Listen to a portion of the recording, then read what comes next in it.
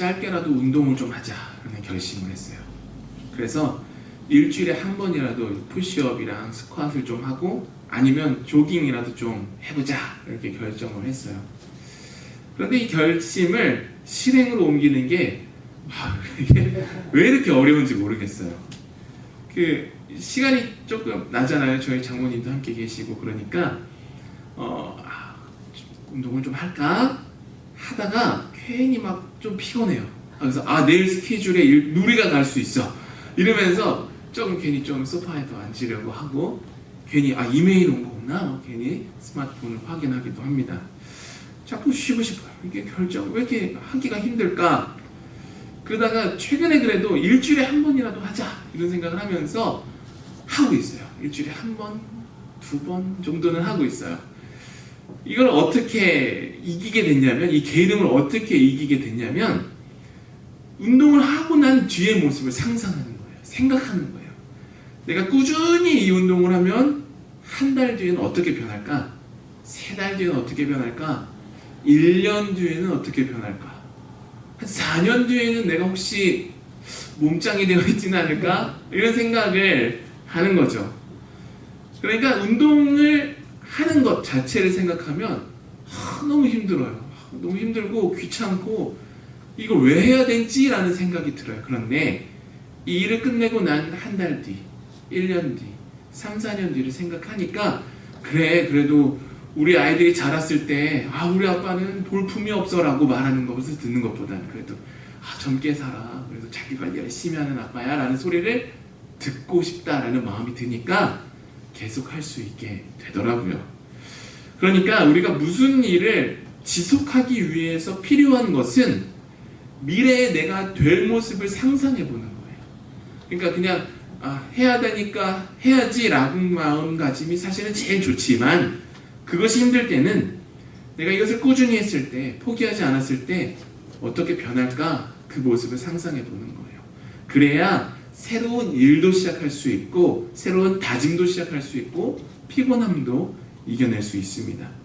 그런데 만약에 미래의 모습을 생각하기보다는 당장 눈앞에 있는 어려움을 계속 보게 되면 불편하고, 그것이 만약에 어려움이라면 그 어려움을 계속 보다 보면 불안해지고 두려움을 느끼게 되고 그것은 곧 절망이라는 감정으로 바뀌게 되기도 합니다.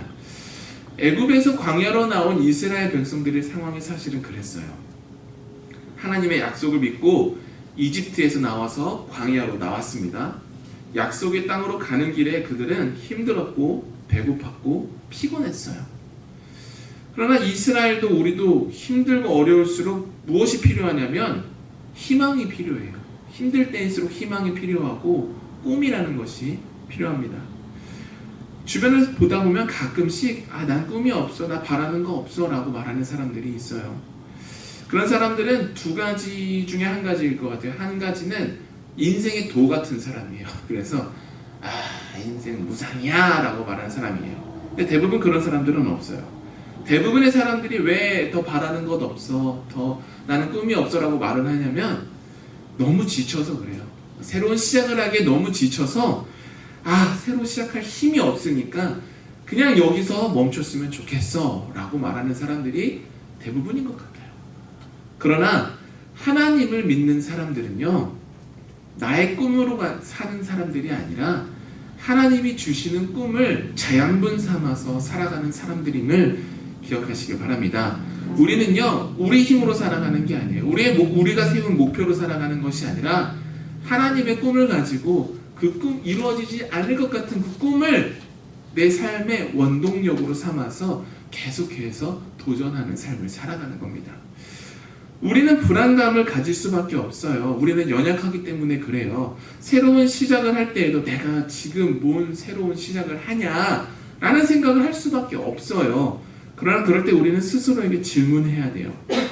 무엇이냐면 우리의 두려움이 하나님의 신실하심을 가릴 수 있을까? 막을 수 있을까? 우리의 두려움이라는 것이 하나님의 선하심과 신실하심을 가로막을 수 있나? 그 대답은 no겠죠, 당연히. 아니, 우리의 두려움이 아무리 커도 하나님을 가릴 수는 없어. 그렇기에 우리는 스스로를 믿는 것에서 더 나아가서 무엇을 믿어야 되냐면 하나님의 신실하심을 믿어야 됨을 기억하시길 바랍니다. 오늘 우리가 읽은 본문은 이스라엘 백성들이 가나안이라는 땅에 들어가기 전에 그 땅을 정탐을 했어요. 그 땅이 어떤 곳인지 좀 보고 와라 라고 해서 정탐꾼들을 보냈어요. 그리고 그 사람들이 돌아와서 보고를 했어요. 그 땅은 이런 땅입니다. 거기 사는 사람들은 이런 사람들입니다 라고 해서 대화가 막 이뤄졌어요. 그곳을 다녀온 사람들은 뭐라고 말했냐면 가나안 땅은 비옥하고 좋은 땅입니다. 역시 좋은 땅이거든요. 그러나 그곳에 사는 사람들은 강하고 키가 크고 성읍은 크고 견고합니다. 우리가 능히 가질 수 없을 겁니다 라고 말했어요. 불안은 전염성이 아주 강해요. 그래서 30절 말씀에서 갈렙이 뭐라고 말했냐면 사람들을 조용하게 했다라고 말했어요. 이것을 미루어 봐서 사람들이 아주 크게 동요를 한 거예요. 야, 하나님의 약속만 믿고 왔는데 거기는 성읍은 크고 사람들이 거인같이 크대. 우리는 메뚜기처럼 보인대. 우리가 거기서 어떻게 그 땅을 가질 수 있어? 사람들은 막 동요했어요. 이어서 14장 말씀을 보면 사람들은 차라리 우리가 이집트에 있었더라면 살기라도 했을 텐데 이집트로 돌아가자. 우리 굳이 힘든 일을 계속하지 말자. 막 이런 이야기가 나오고 있어요. 지금 이스라엘 백성들은 이제 마주해야 할 가나안과의 전쟁 때문에 하나님의 약속을 잊어버렸습니다. 하나님의 약속에 대한 인간의 연약함 그리고 하나님의 신실하심이 이 민수기에서 계속해서 반복되는 주제예요. 인간은 계속해서 의심하고 불안해합니다. 후회해요. 그게 계속 반복돼요. 그러나 하나님은 계속해서 내가 할 것이다. 너는 나를 믿어라. 나를 믿어라 라는 것을 계속 반복해요. 인간은 계속해서 눈앞에 어려움을 볼 때마다 두려움이 덜컥 마음속에서 일어나요. 그래서 이 두려움이 하나님의 약속을 가리고 마치 아무 일도 가능하지 않을 것처럼 느끼게 만들어요. 두려움이라는 게 우리를 그렇게 만들어요.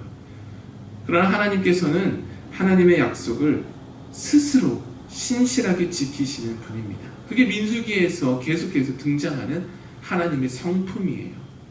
신실하다는 말, 하나님은 신실하십니다. 신실하신 하나님이라고 했을 때 신실하다라는 말의 뜻이 무엇인지 아세요? 신실하다는 말의 뜻은 믿음직하다, 착실하다, 진실하다, 변함이 없다, 약속을 반드시 지킨다라는 의미를 가지고 있어요.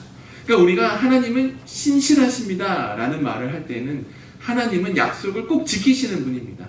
하나님은 믿을 수 있는 분입니다. 하나님은 변하지 않는 분입니다 라고 말하는 거예요. 즉 하나님께서는 우리와의 약속을 늘 지키시고 변함없는 모습을 우리에게 보여주시는 분이라는 게 하나님의 신실하시다라는 말의 의미예요. 그러니까 하나님은 신실하시다고 말하잖아요. 우리가 신실하다고 말하지 않아요. 하나님은 신실해요. 하나님이 우리와 맺은 그 언약에서 우리는 늘 불신실해요. 우리는 불안해하고 의심하고 두려움 때문에 그 약속을 어겨요. 이게 우리가 하는 일이에요. 그러나 하나님은 신실하셔서 하나님의 그 약속과 하나님의 그 언약을 계속해서 지켜나가는 분이 하나님이라는 말입니다. 이스라엘 백성들이 지금 보여주고 있는 게 불신실함이에요. 그리고 우리도 똑같아요. 우리를 향하신 하나님의 신실하심을 믿어요. 이스라엘 백성들도 믿었어요. 그러나 삶에 어려움이 닥쳐오면 이 신실하신 하나님을 향해서 휙 돌아서요. 우리가 이스라엘 백성들도 그랬어요. 우리 삶에 닥치는 실패, 갈등, 질병, 아픔, 때로는 지식, 어떤 정보 이런 것들이 하나님의 신실하심을 의심하게 만들어요. 그러나 실패, 갈등, 질병, 지식, 정보와 같은 것들은 우리를 연약하게 만드는 것이지만 우리가 연약할 때 하나님은 도리어 어떻게 하시냐면 신실하시게 계속해서 그 약속을 지키시면서 당신의 신실하심을 우리에게 드러내 보이시는 분임을 기억하시길 바랍니다.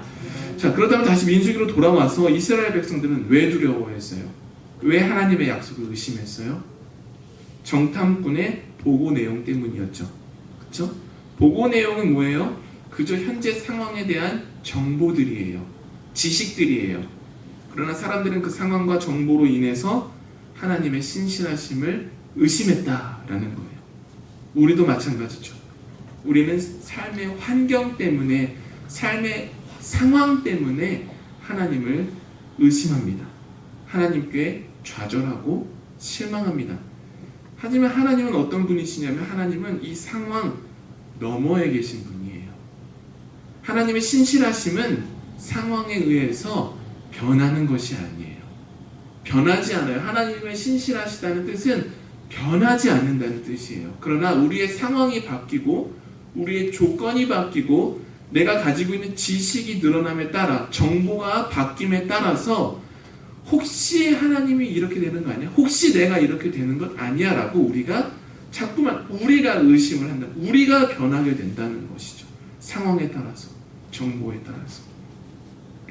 물론 우리는 상황에 영향을 받기 때문에 고통스러울 수 있어요. 그러나 로마서 8장 28절은 뭐라고 말하고 있냐면 하나님을 사랑하는 자, 곧 그의 그 뜻대로 부르심을 입은 자들에게는 모든 것이 합력하여 선을 이루느니라 라고 말하고 있어요. 즉 우리가 봤을 때는 이 일이 일어난 것은 불합리하고 이 일이 일어난 것은 나에게 고통을 주기 위함이고 이 일은 나에게 불필요한 일이야 라고 말할 수 있지만 하나님을 사랑하는 자, 곧 하나님의 뜻대로 부르심을 입은 자들에게는 모든 일들이 다 합력하여서 결국에는 선한 일을 우리에게 가져다 준다 라고 말하고 있는 거예요. 하나님의 신실하심은 우리가 단편적으로 경험하는 현재의 상황으로 끝나지 않음을 기억하시길 바랍니다. 다윗을 생각해 보세요. 다윗은 이스라엘의 왕이었죠. 그러나 왕이 되기 전에 어땠어요? 목동이었어요. 그 목동에서 이스라엘의 왕이 되기까지의 그 여정을 우리가 읽어보면은 얼마나 많은 시련을 겪었는지 몰라요. 그가 광야에서 도망 다녔고 굶주렸고 하나님의 약속은 있는 것 같은데 당장 앞날이 보이지 않는 날이 계속 반복되었어요. 다윗에게는. 그러나 그가 뭐 했어요? 하나님의 신실하심을 의심했나요? 의심하지 않았어요. 하나님은 신실하신 분입니다 라고 해서 그는 광야에서, 동굴에서, 배고픔 속에서 노래했던 사람이에요. 하나님의 신실하심을, 하나님의 약속을 의심 없이 찬양했던 사람입니다. 그리고 결국 그는 하나님이 자신의 약속을 지키시는 분이라는 것을 경험하게 되었어요. 우리도 마찬가지예요. 두려울 수 있어요. 살다 보면 두려움이 어떻게 안 올 수 있어요. 그러나 두려움으로 하나님을 가리지 마십시오. 차라리 두려울 때 하나님 앞으로 더 나오십시오. 무서울 때 하나님 앞으로 나오세요. 기도의 자리를 찾으세요. 비단 교회가 아니라 집에서라도 어디서는 내가 기도해야지라는 그 기도의 자리를 만드세요. 성경을 찾아서 읽으십시오. 그럴 때, 그렇게 할 때 우리의 두려움은 하나님의 신실하심을 경험하는 통로가 될 줄로 믿습니다. 이스라엘 백성들이 두려움으로 마음이 막 요동치고 있을 때 두 사람이 벌떡 일어납니다. 여호수아와 갈렙이에요. 그리고 그 사람들은 이스라엘 백성들이 지금 두려움 때문에 하나님의 약속을 망각하고 있다라고 지적하고 있어요.